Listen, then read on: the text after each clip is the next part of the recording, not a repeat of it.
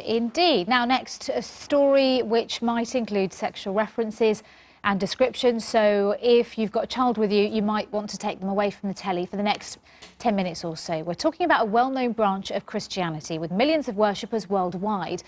But a petition against practices within the Mormon Church is growing in the US and is gathering momentum here in the UK too. It's about concerns that children as young as 12 often undergo what's known as a worthiness interview, in which they are sometimes asked sexually explicit questions. The point of the interviews is to prepare Mormon youth spiritually and ensure they are obeying the commandments, one of which is the law of chastity. But we've heard that the church leaders are asking questions which some say are intrusive, embarrassing and potentially damaging. Only men carry out the interviews. A petition calling to ban the worthiness interviews was started in the United States. It's had more than 20,000 signatures from within the Mormon community, several hundred of which are thought to be from here in the UK, where we understand the practice happens too. Well, we are joined now in the studio by David Shepherd. He's left the church but has experienced intrusive interviews, which he says left him with feelings of guilt. Peter Bleakley, he's a current member of the church who knows people who've undergone worthiness interviews, and Stephen Blomfield is also an active member of the Mormon Church, and he has 3 children. Good morning. Thank you for joining us. David, if I can come to you first of all, what's your experience of worthiness interviews? So the first interview I probably would have been around 12 years old, and it's a very normal part of the culture. You sort of, we'll have a one-on-one interview with the bishop. Initially, it's normally about just things, how are you doing, how things are going, but to ensure that the youth and myself are going in the right direction, we're also probed about questions of a sexual nature, sort of initially asking things about masturbation, which at that age I didn't even really know what that was, so in a way it was almost introducing me to the topic. Pornography as well, didn't know what that was, but I soon realised. When you were being interviewed, what was going through your mind? How did you feel at the time when you were being asked these questions about things, as you say, you had no idea about at the age of 12? Okay, so it would have been a strange mix of normal, because it's what's in the culture, it's what you do. There's a lot of rites of passage within the Mormon Church, and at 12 years old, you know, the men receive the priesthood and then you start having interviews, so that side of it was normal. But it would become increasingly uncomfortable when I realized that, you know, things such as masturbation, which wasn't an issue before I knew what it was within the context of the church, which was that it was a bad thing, whereas initially it was sort of, oh, okay, it's something that the body does. And so when realizing that and realizing it within the context of, you know, you can read in the scriptures where it sort of equates breaking the law of chastity in one stage lower than murder. So in my mind, That's a lot to put on a 12-year-old, isn't it, when you are going through puberty and all of a sudden, I'm assuming there are feelings of shame, and if it's one step down from murder, as a 12-year-old, that must be very difficult. Yes, yeah, I mean, it's very isolating, because I felt like I was the only one with those kinds of issues. It wasn't until later in life where I started talking to people I realised I wasn't the only one. But even then, you know, for my entire teenage years would have been sort of layered and coated in the shame of, you know, trying not to do things that are very normal, you know, and are very healthy in a number of ways. Peter, you're nodding. Does that sound familiar to you? Absolutely, I experienced the same, and this is for young men and young women in the church. It becomes an ever-present thing in your life. And our church is, we have a lay unpaid ministry, we're amateurs, everyone participates, we will give a role or a calling to anyone who can move and is willing to do it. Right. So the roles of the people who ask these questions, who have that responsibility, they'll serve in that role for a few years, and some other people will come in and do it. So in a way, we all take turns sort of judging and supporting and sometimes, you know, asking these questions of each other. And it's not the entire thing. Well, I love my community, I love my church, fantastic, wonderful, good-hearted people. But we've inherited a system where this has been normalised. And now that we're entering the 21st century, and we're much more aware now of safeguarding issues, it's become untenable, really. I'm a teacher, and I sort of had a really interesting conversation in my congregation recently with other adults, and we were discussing safeguarding issues, because it is starting to become a concern more widely. And we just sort of shared, you know, I'm a teacher, we had a person there who worked for the ambulance service, we have a member of our congregation who runs the sexual health services for the youth in our area, we have a member of our diocese who runs a fostering agency, and we get state-of-the-art safeguarding training in our professional lives. And it then just seems crazy that we, in our church community, which we run together, which we are responsible for, because we all share ministry, we don't apply the same standards, or it just doesn't happen. And my diocese is actually being very proactive. We recently got an international expert who is a member of the church in safeguarding to begin a process of training. And there are individual cases of fantastic best practice going on. But ultimately our church is very top down. The leadership internationally determine the guidelines and the policies, and those are very vaguely worded, and they're just not good enough, particularly in this day and age. They're not specifically enough to protect children. They've recently said that young people can request someone else in the room in these interviews, but the pressure is on that young person to ask for that, not that it's standard and should always happen every time. So we're in a situation where our church's current practices and procedures wouldn't survive 2 minutes of scrutiny in our workplace. And yet, here we are as adults doing this. But surely there's a, you know, if you're talking about 8-year-olds, 12-year-olds, there's a parental responsibility here as well. Stephen? I grew up in the church, and now I have 3 children, 9, 7 and 5.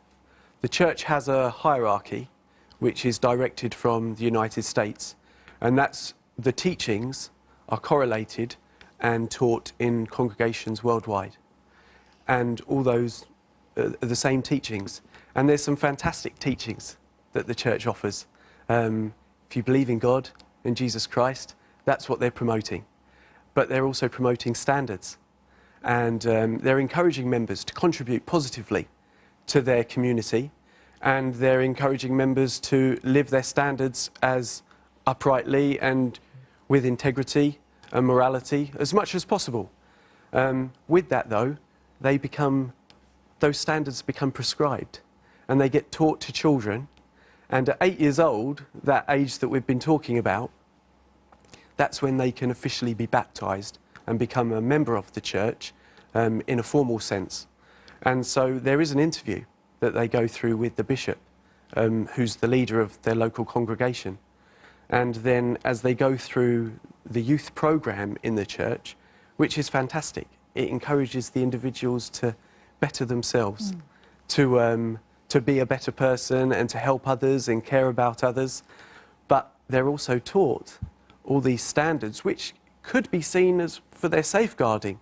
For example, I want my daughter to be looked after, and if she does have a boyfriend in her teenage years, I want that boy to be respectful to her, but it means that she's also aware, acutely aware, of all the things that she might do while experiencing life that might go against some of those teachings. How do you reconcile your faith and that with your children? Because would you allow them to be interviewed? This is the issue that I have. Yes or no first, and then explain. Would you allow them to be interviewed? At the moment, no. Right, why? I'm not comfortable with it. Because the local leader, the bishop, or even higher up than that, we have a group, a cluster of congregations would have a stake president. These individuals can interview. And like Peter said, they haven't been trained, but they're there to mentor these youth and try to encourage them to do better. But at the same time, all of them are individuals. And so they might ask questions which might be intrusive And it varies depending on who the leader is. So when I found out about the petition, it resonated with me because I'm uncomfortable that my children would be asked questions that, although it might have good intentions to try to encourage them to be better, sometimes they would be inappropriate and intrusive. And it's not something I think an individual, whether it's an ecclesiastical leader or not, whether it's in my faith or any other faith, I don't think they should be asking children these types of questions. Yeah, I mean, and there's obviously some people watching may have strong opinions about the faith itself, which they're entitled to do. And that discussion maybe isn't for today about how they view those relationships. It's more about that position of power when it comes to vulnerable children and the fact that they have no training. And these children, they are very impressionable, and that will then impact, no doubt, their relationships for the rest of their lives. Typically, a leader, a bishop, might be bishop for 5, 6, 7 years. This could span the whole time of somebody's teenage years.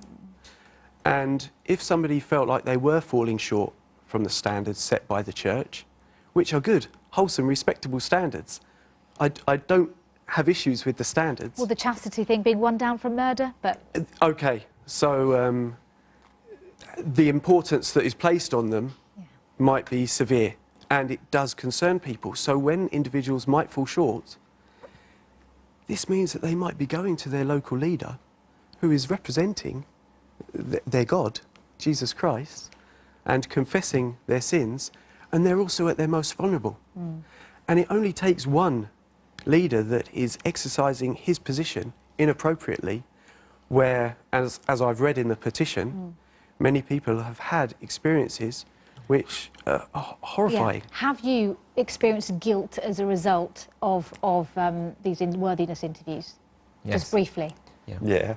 You don't even have to have the worthiness interview to experience the guilt, because you know And through guilt living your just life. for being sexually active.